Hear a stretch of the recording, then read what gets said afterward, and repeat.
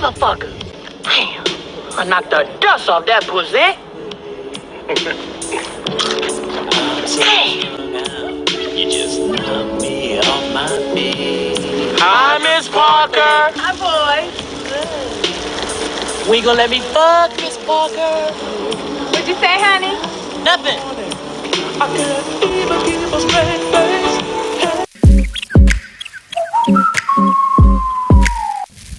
What up, guys? Welcome back to the Chop Shop. And once again, we're working on the tractor. No, we're not. Don't go anywhere. We're not working on the tractor. I promise. We're working on Sandy. In case you didn't watch my short little sneak peek video, this is Sandy's scenario.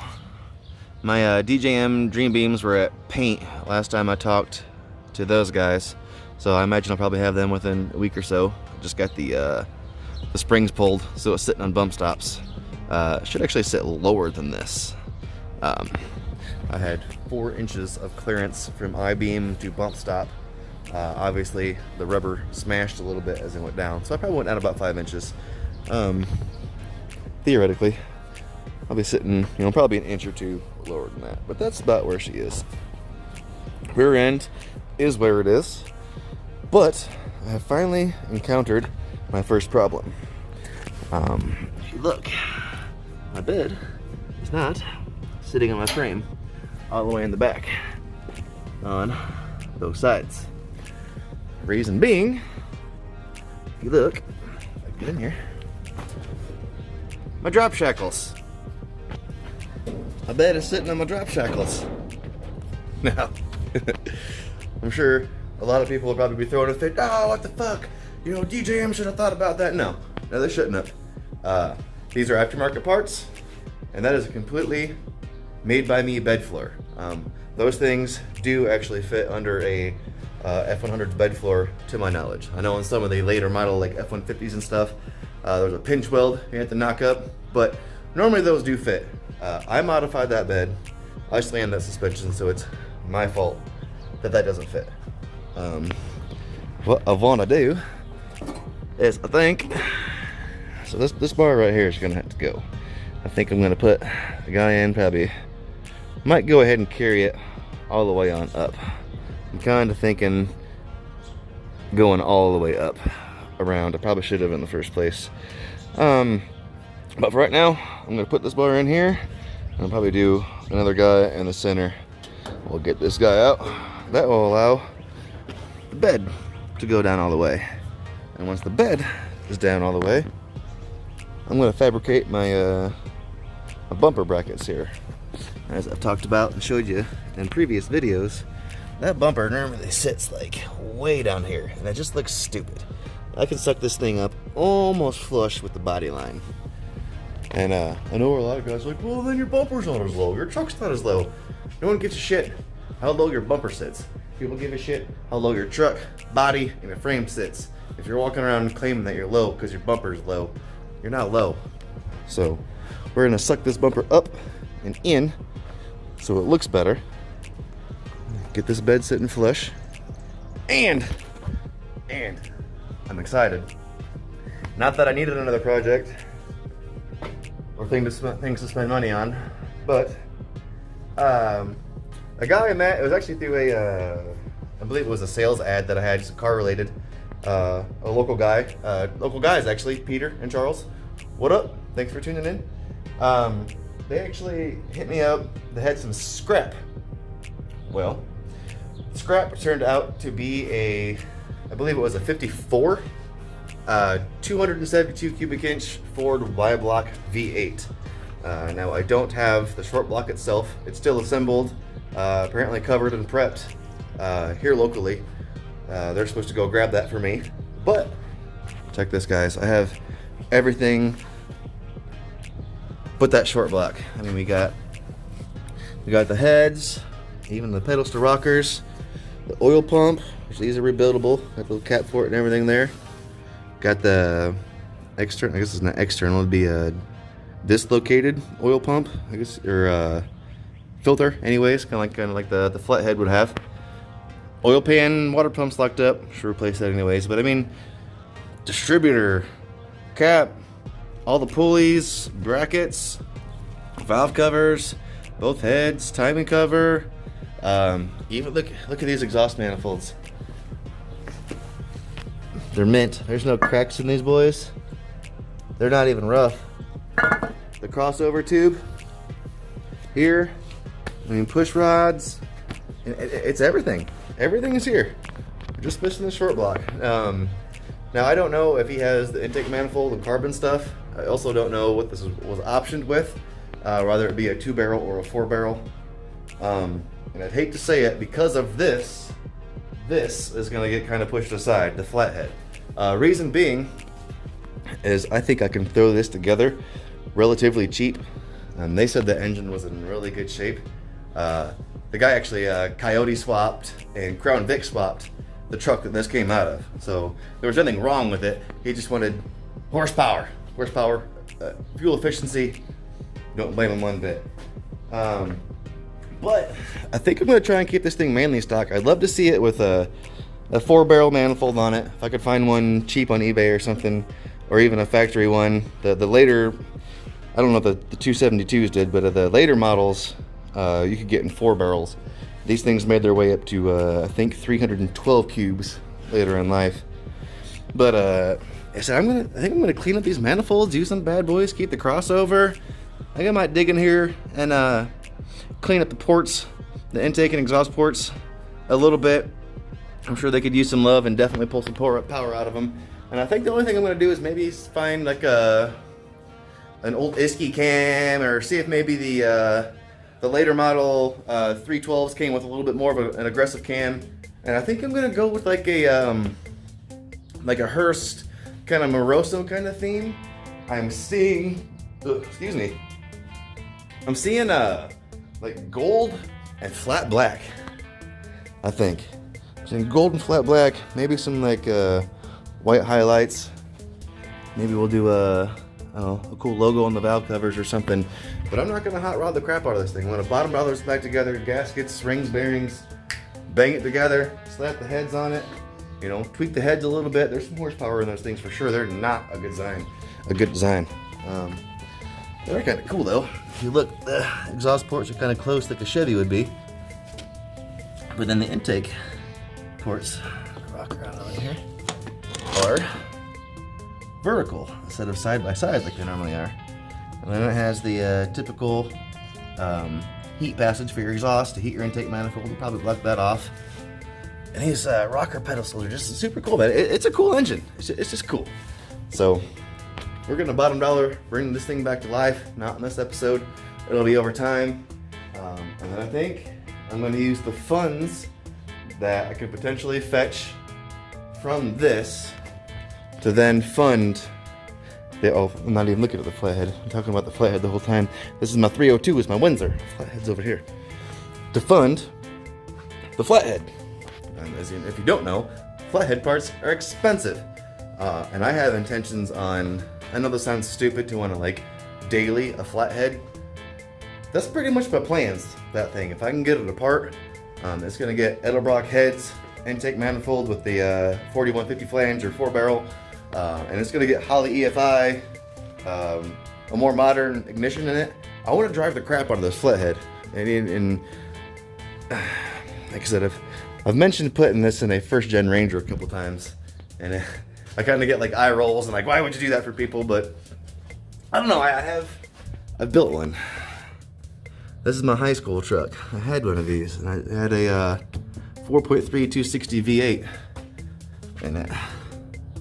And that was my high school project, and I want that again, but I want it in a short bed, and I'm thinking of maybe frame swapping it with a later model Ranger that would have upper lower control arms, or just front clipping it. I'm not 100% sure on wheelbase width how that would all work, but you can make it happen. But that's my plan. It's just a low ass, cool custom Ranger with a fuel injected modern techie flathead in it. That's my plan for the flathead. This I just want to bring back to life. That's Sandy's. And speaking of Sandy, and her sexy ass. What up? Psh, psh. Let's get to work on this bed. Boom. You know what, guys? Check it. I got my my new bar welded up in here real quick, and just want to add my Yes Welder mask that I paid like practically nothing for, brand new, is still badass. And you heard me rant about Harbor Freight welding wire versus the quality of a more expensive welding wire. Well, I decided to try the Yes Wire brand welding wire. $17 for a spool, and oh my god, it's fucking fantastic. To be honest, I may or may not buy it again because it's China. Prefer to try to buy from local America. But I mean, I'll take that.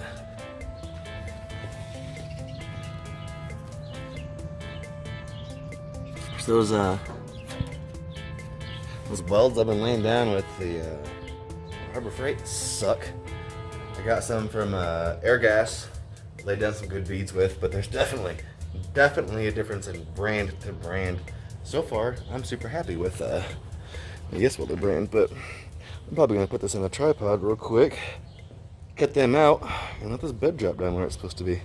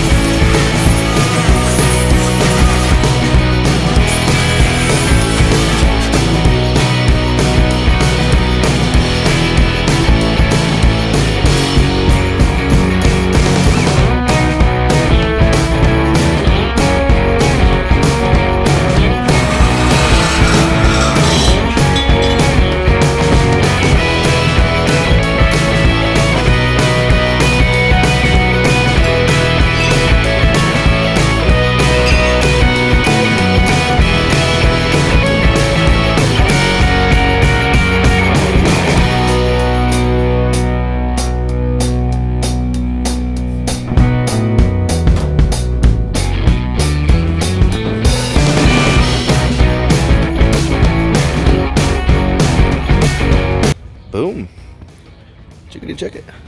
So we got a piece going here, obviously. I'm gonna take the cutting wheel in here. These welds were just tearing up my Sawzall blades. So I just cut through the bar itself and welded them in. And then what I decided to do was just recycle a little bit and cut an angle in my little piece that I cut off and use it as a brace. Now I have kind of sort of encountered another little problem. It's nothing crazy. I don't even know that I'm going to do anything about it. But the little brace here that supports the bed runs up underneath the leaf spring and connects to what I left of the original brace. And I don't think I'm gonna. It gets a lot of travel before it finally does smack it. I don't know that I'm gonna do anything about it. To be honest, I don't think I am. Probably leave that. But we're gonna do this over here, and considering I did that, I like that. This is pretty strong. I might put another piece of 1.5 inches from like here and here, just to have a little bit of extra brace there. But I'm probably gonna skip that. Skip showing you that anyways. Just get it done, and we're gonna jump forward to work on this bumper. So let's do that.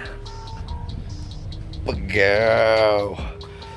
Here we are, next day. Like I said, I just cut that piece, ran that bar, did the same thing on this side, which allowed me to cut these bars here that were in the way out of the way. I also went ahead and put these guys back in here for some extra strength. Just didn't like the way that this is kind of hanging off the end. Just wanted a little bit more there, even though it's supported by the frame. But anyway, I just kind of wanted to chuckle for a second because I took all this effort to make sure that my axle didn't smack my my frame, which has obviously got a big 6-inch notch in it now. May have to modify the crossbar for the front section, because with a nice little thud here, and obviously it'll be much more stiff with shocks, but you can even see where it leaves a line. It does make contact. Kind of sucks. I really like that there. We'll see what happens once I get some shocks on this thing. My intentions are to weld those to the rear bar. Oh my god, guys, I gotta share this real quick. I am in misery. Previous episodes, I've been working on a lawnmower. I got aggravated because I'm proud of my yard. Mowed twice, and then I went through and like cut a bunch of stuff down and de-weeded, and I am highly allergic to poison ivy, and like it's all up my wrist, up my arm, it's on my stomach, my back, and I'm out here sweating, just making it worse. Worst part is it's all over my manland and then up in my butt. Like my entire eggplant is covered. Like if you're from up north, you know what a morel mushroom is. That's what my dick looks like, is a morel mushroom, and my nuts look like some like cornbread battered chicken, dude. It's a real unpleasant thing. Like, I don't know why I felt the need to share that with you, but it technically happened on the channel, so I'm sharing it with you. Whatever. But oh, maybe sharing a bit too much. Who cares? Anyway, a bumper. That's what I want to do, is attack this bumper.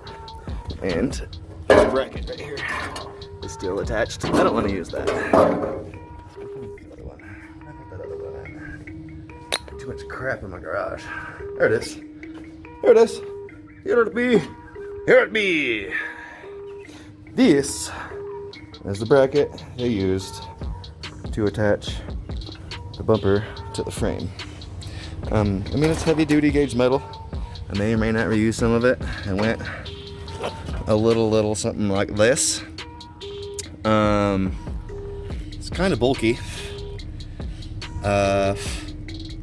And I mean, even with it being thick, I mean, the strength it has this way, and even this piece being bent like that, I'm just not a big fan of it. I think I'm just gonna dig into my scrap here and probably weld up a bracket, kind of the same concept. I think I'm gonna have it come out yonder, kind of replicate something like this, I think, but with my 1 inch or 1.5 inch, I forget what diameter this is, but I'm gonna concoct a real quick idea in my head, and I don't know, I'll fire the camera back up. I'm not exactly sure how I'm gonna attack it, but that's what we got coming up, so stay tuned. Just real quick, guys, just wanted to show you the big difference. And don't mind, this is a bad side, and no, I'm not replacing any of this, none of it. This is how the bumper sat from the factory, at least how the St. Joe County Maintenance Department had it mounted. This is how I want to mount it, except in more. What are you doing? That. A little more like that. Just flush with the body, sitting level. And then, you know, I'm not doing nothing new here. This is an old school hot rodding trick. Dudes have been doing it forever. But a lot of dudes will like leave this bumper low and like claim like that's how low they are. You're not that low. You're not. Stop it. I'm gonna suck that bumper up and in, make it look better. And sitting there, I just barely avoid my tailgate, so it'll still hinge. And I did just, if you didn't catch that little remark, cool little story about Sandy, my F100, as she was bought brand new in 78, 79 from wherever by the St. Joe County Maintenance Department. When this truck got retired, it was bought by an employee and then handed down to a son who at the time was also, or even when I bought it, was still a county maintenance department employee of St. Joe. And then when I bought it, I was a St. Joe County highway department employee. So this truck has literally never been owned by anyone or anything with the St. Joe County, I don't know, highway department, maintenance family. In fact, when I bought it, it was on both sides, but I don't know if it was this side or the other side. It's still, plain as day, said St. Joe County Maintenance Department. I have since gotten rid of it and patinaed my own logo, so it looks like it's been here since back in the day, yay! But anyway, I'm gonna do some cutting, some hacking, figure out how I'm gonna make this happen, and then for real, we'll jump back with some progress, see how I'm gonna do this.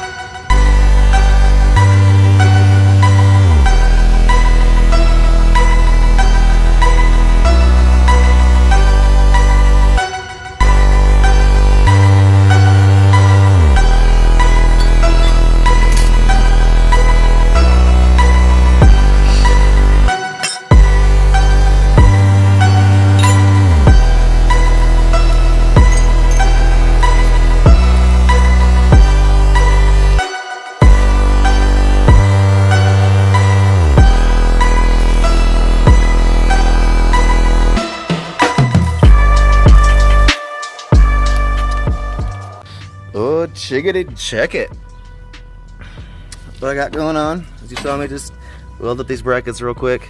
I used 2 existing holes, actually 4 existing holes that were in the frame. I enlarged these to the correct bolt diameter, and I used those bolt holes as a jig or a pattern to put holes on my bracket. And then I used my step bit that I already told you I used to enlarge those holes to put these holes. And this is what we got going on. See, I got a giant old washer here to compensate for how big that hole is. With all this beef and thickness going on here, I'm not concerned. And this bracket is going to be significantly stronger than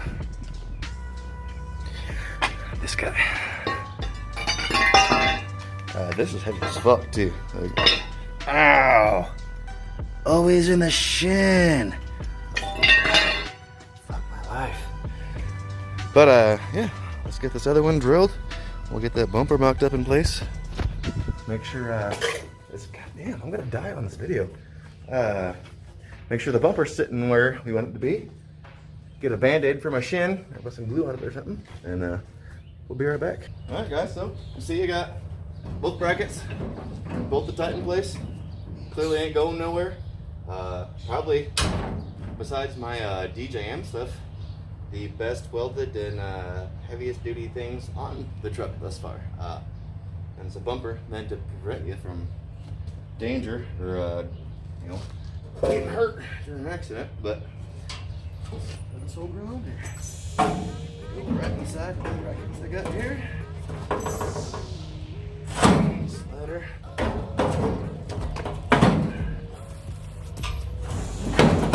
Alright. Into place.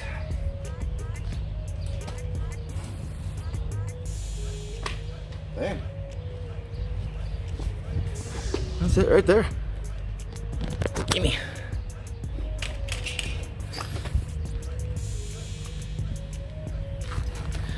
Basically what I'm going to do from here is, I've got my brackets bolted tight. what I'm gonna do is, let's see if I can do this. Oh yeah. See, the way I did this is that my brackets met up right to some of this beef I got right here on the bracket as it is. So I'm gonna burn it across the top, right here at this beef, and there's a couple spots you can see that need to be brought back down to the bumper. I may or may not attend to those. I mean, they're character things, not strength.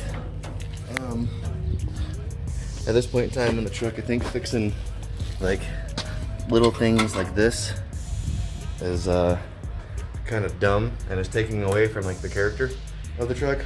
Not gonna do it. Don't know why I brought it up, but let's get this bumper metal cleaned up, burn this in place. I'll probably shoot some paint on it, snap this bad boy back on, and get this episode wrapped up. That's awesome. Hell yeah. Wow. Real quick, before I throw her on, here we are. Just did exactly like I said. It just burned down here, burned down here, burned it in its existing brackets, and that's about it. Just want to give you a look at them before I throw them back on.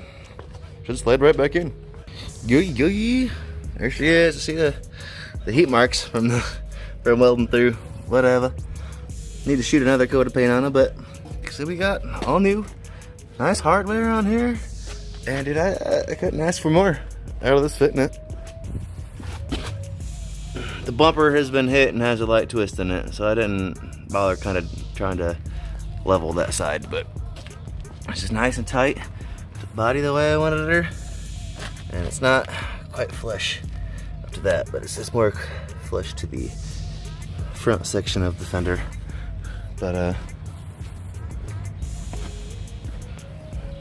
she is nice tight fitment, and the way I ran my brackets, you can't see them through my speed holes, which you could previously do with the other set of brackets. And most importantly, my spider web tailgate still fits. And you can see plenty of clearance. Clearance. But shit guys, that's about it. Kind of struggle bust to get this video out to you this week. It's been busy, but that's what it is. I mean, I just grabbed some scrap metal, and it seems like a lot of effort, but to me that looks a bajillion times better. That bumper sat every bit of 6 inches lower. I mean, it sat, the top of it almost sat at the bottom of the body line. It just looked horrible. That looks a million times better, especially with the tailgate, the speed holes. Everything just looks like a more complete package. It just looks better. Isn't that right, babe? You don't know. You haven't even come to look. But shit guys, I think I'm finally gonna wrap up this episode. And I haven't been shouting out beers here lately, but I do want to shout this one out. This is the Cypress Hill Insane OG strain Sweetwater Brewery. If you are a craft beer head, a weed head, you need to go to your local store and have them order this for you. There's no THC or CBD in it. It's just the terpenes, which give the marijuana its smell, they put in here, so it tastes like weed. They have a mango kush. They got this guy, and then there's another 420. But delish. But that being said, that's it. Got a new project. Got a project done. Got a wife trying to feed me. I'm gonna call this video quits. Thanks for tuning in. Deuces.